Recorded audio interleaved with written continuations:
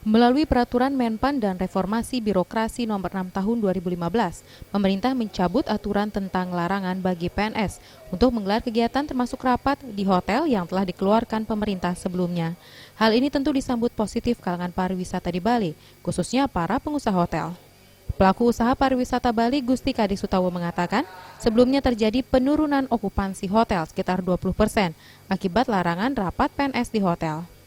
Namun saat ini PNS diperbolehkan kembali menggelar rapat di hotel dengan memperhatikan efisiensi anggaran negara tanpa merugikan industri perhotelan dan kegiatan MICE. Dipastikan bisnis dan usaha hotel di Bali akan kembali bergairah.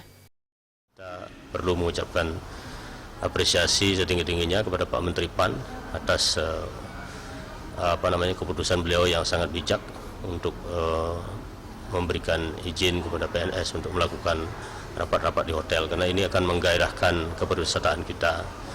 Jangan lupa karena di Bali terutama itu sekarang kan kalau kita bicara regional okupansi itu kan hanya kisaran 60% lah, itu artinya masih banyak sekali kamar kosong. Apalagi kalau ditambah dengan kebijakan yang menyulitkan para pengusaha pariwisata, itu akan menimbulkan efek yang kurang baik. Dengan pencabutan aturan ini, pemerintah pun disarankan untuk menggunakan hotel-hotel anggota PHRI agar administrasinya dapat dipertanggungjawabkan sehingga anggaran negara menjadi lebih mudah dikontrol.